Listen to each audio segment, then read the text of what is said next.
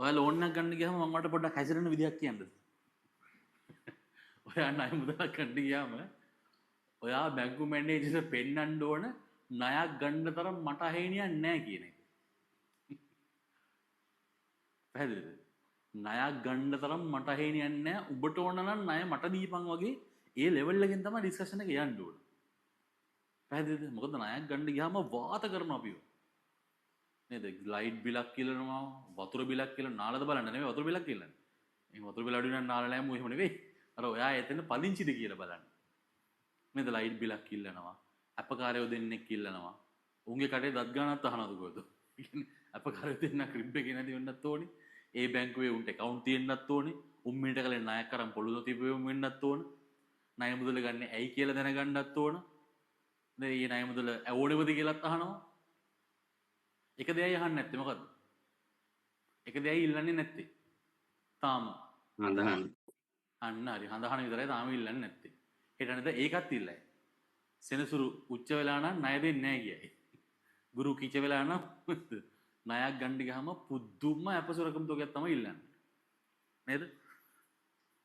ඒ කියන්නේ ණයක් ගන්න ගිහපුවාම නිකන් දඬුවමක් වගේ. මොන්නම් මඟුලද මම මේ ලෝන් එක ගන්න ආවේ කියලා හිතනවා. නිසා ලෝන් එකක් ගන්න ගියාම හොඳ මතක තියාගන්න ණය මුදල ගන්න තරම් මට අහිනියක් නැති විදිහට රඟපාන්න. එහෙම තමයි වෙන්න ඕන. රයිට්? එතකොට දැන් ණයක් ගන්න ගිහපුවාම තමන්ගේ ඩිමාන්ඩ් එකනේ හැමදේම. ඇත්තරම ඔයා මොනතරම් ලිපිලයකින් ඉදිරිපත් කරත් ණයක් කියලා කියන්නේ බැංකුවේ කළමනාකරුගේ තීරණයක්. ඔයා මොනතරම් හොඳ ඩොකියුමන්ට් ඉදිරිපත් කරත් කළමනාකරු තීරණය කරොත් එහෙම ණය මුදල ඔයාලට දෙන්නේ නැහැ කියලා. ආයෙත් නෑ තමයි.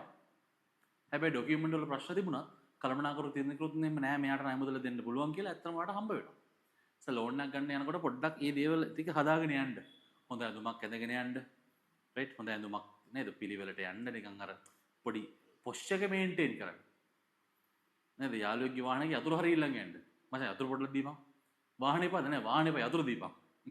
කියලා බස් එකේ යතුරුත් අරන් ඇවිල්ලා මැනේජර්ගේ මේසෙ උඩින් යතුරු තියලා නේද කතා කරන්න ඕනේ මොකද්ද? මට නෑතරම ණය මුදලක් ගන්න ඕන මගේ බිස්නස් වගේක් තියෙනවා. මට මෙන්න කෝටි 3ක් විතර ගන්න ඕන. මම බැලුවේ මට accounts ගොඩක් තියෙනවා බට් මම ඔයාලගේ බැංකුව තමයි කල්පනා කරේ ණය මුදලක් ගන්න මේ වෙලාවේ. මට ඔයාලගේ ණය මුදලක් ගන්න පුළුවන්ද?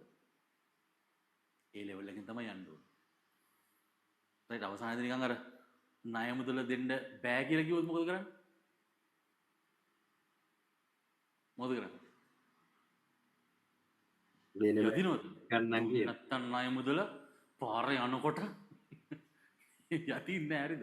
මැරෙන්නම් මම මෙතන මැරෙන වෙලෙලා ණය මුදල දුන්නේ නැත්තම් මට බෙල් වල දාගෙන මම ලනුකුත් තරංග ආ එහෙම කියන්නේ නැහැ. walk away with pride. හරි මම දන්නවා ඔයාලගේ ණය මුදල ගන්න ටිකක් අමාරුයි කියලා. මට වෙන ඔප්ෂන් එකක් තියෙනවා. මම නිකන් ට්‍රයිල් එකකට ආවා. thank you. ගිහලා එන්න. walk away with pride. walk away with pride. ආඩම්බරෙන් යන්න ඕන එළියට. නහයෙන් අඬන්නේ නැහැ මෙතන බැංකුව ඉස්සරහක වහබොන්නේ නැහැ. ණය මුදල දෙනකම් මං යන්නේ නැහැ සත්‍යක්‍රියාවක් මෙතන. එහෙම කරන්නේ නැහැ. ණය මුදලක් ගන්න තරම් තමන් ක්වොලිෆයිඩ්ද කියලා බලන්න. ක්වොලිෆයිඩ් නැත්නම් ක්වොලිෆිකේෂන් හදාගන්න. ඒ කියන්නේ මොකක් හරි තැම්පතුවක් තියෙනවද? අපකාරයෝ ස්ට්‍රෝංග්ලි ඉන්නවද? ඩොකියුමන්ට්ස් ටික හරියද? බිස්නස් ප්ලෑන් එකක් තියෙනවද? ලෝන් එකක් ගන්න ගමන් ටික බලාගෙන යන්න. මොකද ඇත්තටම බැංකුවක මැනේජර් කෙනෙක් කරන්නේ තරස්සාවක්. එයා බලනවා ණය මුදලේ සුරක්ෂිතභාවය මොකක්ද කියන එක. ණය මුදලක් දෙනකොට දෙන එක එයාටත් රිස්ක් එකක්. මොකද ඔයා ණය මුදලක් අරගෙන ගෙවුවේ නැත්නම් ඒක එයාගේ රස්සාවටත් බලපානවා. ඒ බැංකුවේ පර්ෆෝමන්ස් වලට ඒක බලපානවා. නිසා ණය මුදලක් ගන්න යනකොට එයා බලන්නේ එයාගේ සුරක්ෂිතභාවය. එයා විශ්වාස කරන්න ඕනි ඔයාට ණය මුදලක් දුන්නොත් එහෙම බැංකුවට හොඳයි කියන එක. ඒ බවට ඒ විදිහට ඔයා හැසිරෙන්න ඕන. ඔයා කතා කරන විදිහෙන්, ඔයා අඳින පළඳින විදිහෙන් නේද? ඔයා බාට දෙක්කු ෂෝටකුයි ගහගෙන ගිහිල්ලා කෝටි 3ක් ඉල්ලන්න එපා. එතකොට උඹලා මූමන පිස්සෙද කියලා. හැබැයි ඉතින් BMW එකක යතුරක් තිබ්බොත් එහෙම අතේ එතෙන්දි පොඩ්ඩක් ඒක කන්සිඩරබල් නේ. සමාජෙ පුතා හැම එකක් තියෙනවනේ. ඔයා ෂෝටකුයි බාට දෙක්කුයි ගහගෙන ස්කූටරේ ගියොත් ඔයා කවුද? රස්තිය අදුකාරයෙක් කුඩුකාරයෙක්ද කොහෙද? කිසි විනයක් නැති කාලකන්ණී. එහෙම තමයි කියන්නේ. හැබැයි බෙන්ස් එකක ෂෝටයි බාට දෙක දාන් ගියොත් ඔයා කවුද? බලන්න සරලකම. කොච්චර නීතිමානී මිනිස්සෙක්ද? කොච්චර දිනුනොත් මුල මතක තියෙන මිනිස්සෙක්. බලන්න සරලකමනේ. ෂෝටේවත් බාට දෙකේවත් නෙමෙයි ප්‍රශ්නේ තියෙන්නේ.